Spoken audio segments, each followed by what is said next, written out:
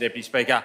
Mr Deputy Speaker, I rise to address the address and reply debate, and at the outset I want to acknowledge the Governor's opening of Parliament and her speech. It's the first that I've received on the government benches, and indeed it was a privilege to be able to listen to a clearly enunciated plan to deliver a fresh start for Queensland. It's been my pleasure to get to know the Governor a little bit since coming over to the government benches. Obviously in opposition you have less to do with the Governor, but as a Minister through the process of government you have more to do with the Governor. It's been an absolute privilege to get to know the Governor. In fact, I have a 6-year-old daughter who now is, quote, best mates with the Governor after going to the swearing in of the Cabinet, and I was at the ballet, which I don't do regularly, but we did go to the ballet in December there, and the member for Surfers Paradise was there with the Governor. We were a few rows back, I think. You went to the ballet? I was at the ballet. I wasn't wearing a dress, but I was at the ballet. And John Paul was there with the Governor, and my 6-year-old daughter kept waving to the Governor and saying, "Hello, Governor, how are you?" We can't do that here. I just want to acknowledge the good grace and the manner in which the Governor goes about her business. It's been an absolute privilege to get to know her. At the outset, Mr Speaker, I want to thank the people of Buderim for entrusting me to be their representative in this Parliament for the third term. My wife and I chose to settle in Buderim when we moved back to the sunny coast because of the sense of community that exists in Buderim, the way of life that exists in Buderim. It is almost a small, despite the fact that Buderim, as I understand it, is the largest suburb in Queensland, it has a sense of community that feels like a small town. People still say good day in the main street. We still have an amazing array of volunteer organisations, and it was writ large on the weekend when we celebrated the 150th birthday of the Buderim Mountain State School, and I want to acknowledge the Minister for Education for his attendance at that celebration of our community. We had the PNC, the Lions, the Buderim Foundation, all coming together for an event which drew out all aspects of our community. It was a celebration of what we cherish in Buderim. I also want to highlight the Buderim War Memorial Community Association, which is the embodiment of the community spirit that I value in Buderim. It's a living memorial that was set up after World War II. Rather than build a cenotaph, our community decided to create a community organisation that fosters a sense of community, that drives volunteering, and it's become a stalwart of our community in the years since. This being the first opportunity since one of our past presidents, Neil Lofty Ivey OAM, passed away, I want to place on the record my thoughts with Pat and his family.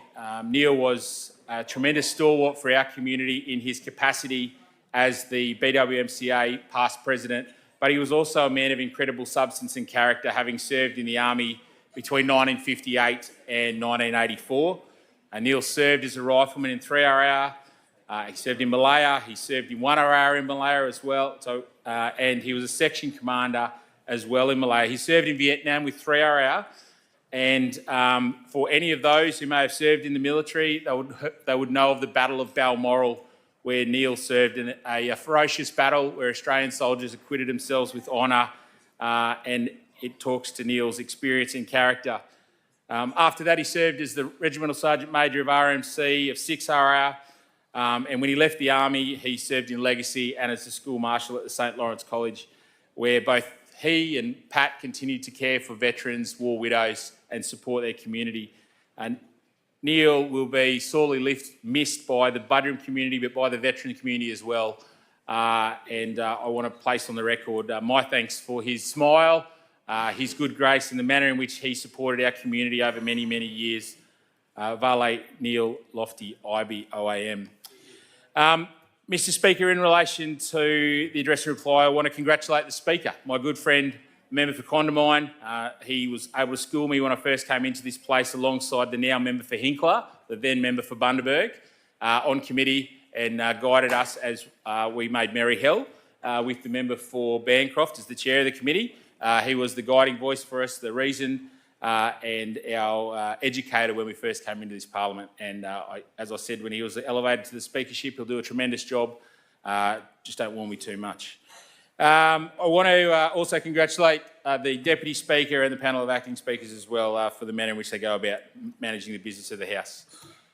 I want to congratulate the Premier and all members of the government, but in particular the Premier, because I know, and I've seen it over all of the terms that I've been in this parliament, the toll that being a leader of a political party takes on those who choose to serve in that way. And I acknowledge the Leader of the Opposition as well in the same vein. The now Premier is my friend. He's been my mentor since I came into this parliament as well. And he is, I think, showing Queenslanders the character and capacity that he has in his new role as the Premier, and it's my absolute honour and privilege to be able to serve with him alongside the other members of the Cabinet as part of the Christopher government. At the election, Mr Speaker, Queenslanders voted for a change and for a fresh start. We've spoken at length about the many crises affecting Queenslanders, but I think ultimately why Queenslanders voted out the former government was they failed to chart a vision other than fear for a better Queensland. When I look at my community, we talk about the housing crisis. Parts of Buderim, when I was elected, so in Palmview, a part of Buderim, the Buderim electorate, no one lived there in 2017 when I was elected, and now over 5,000 voters, so about 10,000 people, live in that part of my electorate. Many of those residents are first home buyers, and when I door knock in Palmview, admittedly prior to the election, I haven't door knocked there since, but I will, I am frequently reminded of the pressure that those who've made the leap to buy and take on debt, buy their first home, are feeling as they make that leap. And this government wants to support those people. We are mindful that that section of society have been disproportionately affected by the rising house prices, and we want to ensure that whatever we can do, one, brings more stock onto the market, and two, ensures that everyone has an opportunity to get into the market. In the youth crime crisis, it's been spoken about at length, and arguably it was the most significant issue for the last state election. And it's still a problem. I'm not going to step away from the fact that it's still a problem. We have made meaningful steps to address this issue, but we will need to make more meaningful steps to further tackle this issue. I want to acknowledge the recent completely unacceptable incident where a 5-month-old baby was injured when a fire extinguisher was discharged into the car she was a passenger in. It's utterly reprehensible, and as a father of 4 young kids, I want to place on the record that I stand beside our community in their disgust in relation to this incident. I do, however, want to thank our police for apprehending those who were responsible for the incident. And I want to acknowledge the calls of my community for a greater police presence in Sippy Downs and Palmview where this incident occurred. It's something that I will continue to fight for over this term of government. Regrettably, the former Labor state government left us in a situation where we had a chronically understaffed Queensland Police Service, little scope to increase the manning of stations like Sippy Downs. But nonetheless, since we've come to office in October, we've added 240 additional police officers across the state. It's only a small increase, but it's turned for the better. And I look forward to that trend continuing as we support our police officers with better equipment, with the laws that they need. And I know you understand this, Mr Acting Speaker, the laws that they need so that they can do their job. And it's my hope that as we both empower and equip our police, more stay in the job to keep our communities safe. And as we have more police in our police service, that will provide us the scope to invest in additional resources in places like Sippy Downs and Palmview that have missed out for far too long under the former Labor government. On the health crisis, Mr Speaker, when I think of the health crisis, I think of the people, the victims of that health crisis, people like Graham, and I brought Graham here to the Parliament. Graham had all his teeth removed and he was suicidal. He was suicidal because he saw no way to remove himself from the pain he was feeling. We brought him to this Parliament and he got a phone call within 10 minutes of question time. Now that helped Graham, but what about the other 270 odd people on the Sunshine Coast who were in the exact same situation as Graham? I think of Stephanie and Daryl Massey, both of whom suffered for far too long as a consequence of the ambulance ramping, but also of the chronic elective surgery waitlist delays. And Daryl in particular spoke about the impact that it had on his life. And that flowed through onto Stephanie, his wife's life as well. As a carer, it impacted her health. And for people like Graham, Stephanie, Daryl, Wendy. Wendy was a Sippy Downs resident. She was a Category 1 rheumatology patient who could not get in to see a specialist and was suffering in pain constantly. Now, we were able to help them by advocating their individual circumstances. But every time I did, I thought about all of the others who were in the same boat who had not come to their Member of Parliament. And what we need to do as a government, and what we are doing as a government, is fixing the system to ensure that there are fewer Grahams, fewer Stephanies, fewer Daryls and fewer Wendys. It won't be done overnight, but my commitment to my community is to work with the Minister for Health and the entire government to deliver that change, Mr Speaker. Mr Speaker, when we talk about those people who we seek to help as members of Parliament, it's often our EO staff, our elected staff, who are the face of that interaction in the first instance. I want to place on record my thanks for my electorate staff, people like Danielle, Lisa, Olivia, Gina and Mia. They're my current electorate staff, but also Sophie, who served as my electorate officer in the last term until she took a role in my ministerial office. They frequently, particularly when we're in ministerial roles, they frequently bear the load of ensuring that our electorates are serviced to the fullest extent. I want to place on my record my thanks for their efforts. My ministerial staff, it's been an absolute pleasure since being entrusted by the Premier as the Minister for Transport and Main Roads to be surrounded by a professional, capable, competent and diligent ministerial staff led by Tony Meredith, my Chief of Staff. They are the consummate professionals. They are all smarter than me and they all make me look better than I am, and I appreciate their work and diligence in what is a complex portfolio. I particularly want to do a shout out to Sophie, who's currently at home on maternity leave waiting to give birth, I think on Friday. So we look forward to Soph coming back when she's finished having a bit of time raising her next little addition to her family. But it was great to be able to catch up with Sophie last week. I want to thank my campaign volunteers. I'm not going to go through a list of all of them, but I want to call a couple out in particular. And the first amongst those is Eric. Eric was my branch chair, my campaign manager. Eric's a man in his mid-80s who frankly should be enjoying retirement, but is committed to the values that the LNP represents. Both for myself and Ted O'Brien, Eric has been a stalwart of all of our campaigns, and for the last 4 years he's been my branch chair. He was instrumental in ensuring that we manned the booths, that we got the signage out there, and I want to place on my record for Eric. And now that he's stepped down from his capacity as my branch chair, I want to say enjoy retirement. It took a while, but Eric, it's been my absolute pleasure to work with you, and I look forward to staying in touch as you enjoy the retirement without having to work for the LNP. I want to place on the record my thanks for John, for Ted, for Olivia, for my father Graham, for Mitchell, for Angie, my army mates Lee and Craig, all of which contributed disproportionately through the election period. And I also want to put on record my thanks to my wife Anna, who spent, frankly, far more time on pre-poll than I did as I was travelling the state trying to get new members of Parliament elected for this side of politics. Managing 4 young kids and standing on pre-poll is easier said than done, but she did it, and I'm immensely grateful for her contribution.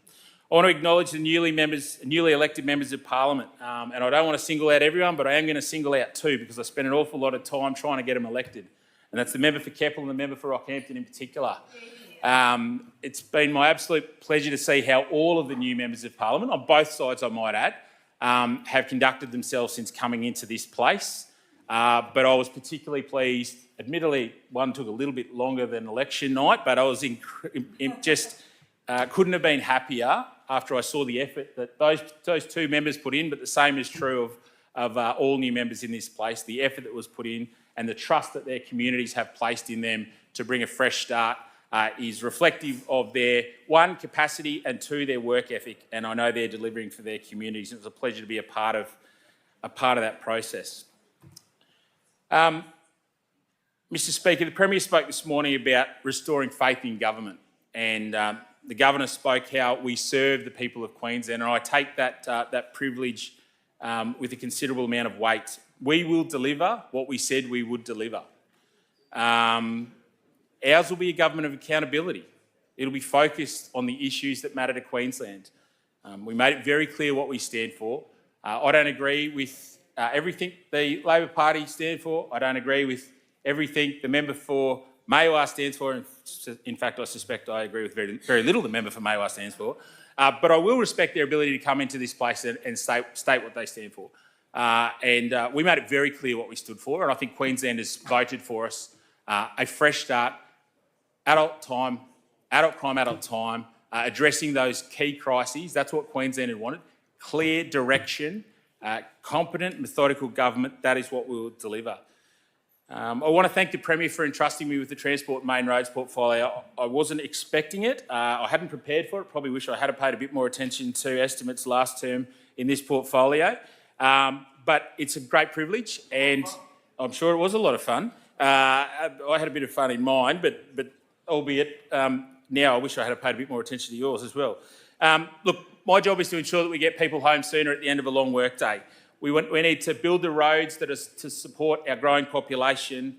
We need public transport that's affordable, reliable, safe and frequent. I'm incredibly proud to have made permanent the LNP's 50-cent fares, a tremendous LNP initiative. The Premier has championed that from the start, and it's an absolute privilege to be able to make 50-cent fares permanent under the LNP, despite what the Leader of the Opposition might have suggested, given that they spent more on advertising than they did making it permanent.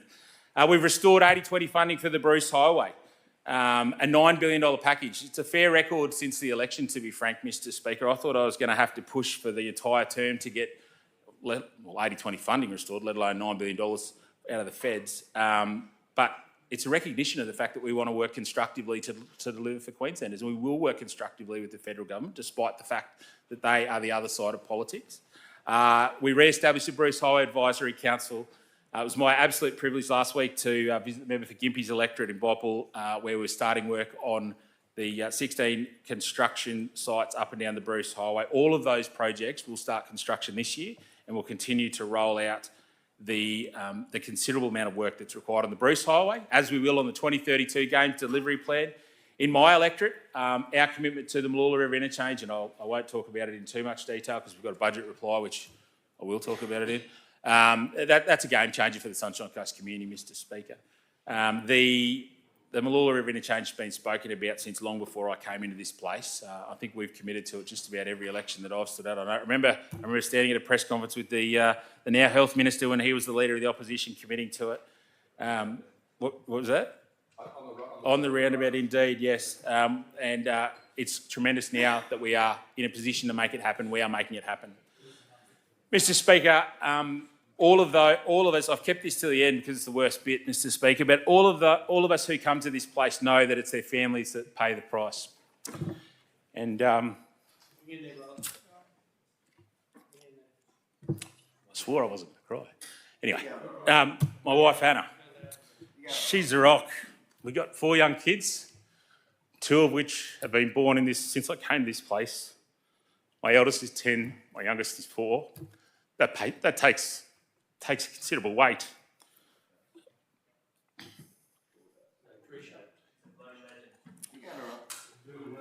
I want to thank Anna. I want to thank my kids. Last week, I was at the Sunshine Coast show with my young fella, Alex, and we rocked into this TMR tent. And anyway, the lady at the TMR tent, show bags, wave show bags, cross river rail show bags, wave show bags. Anyway, the lady at the tent said to my young fella, Alex, she said, what's it like having Dad as a minister? And he said, I see him on Fridays and he sometimes visits on Mondays. And it hurt. That's the truth. They pay the price, Mr Acting Speaker. They pay the price, but hopefully it's worth it because we will deliver a better Queensland for them and for every Queenslander. Thank you, member. Call the member.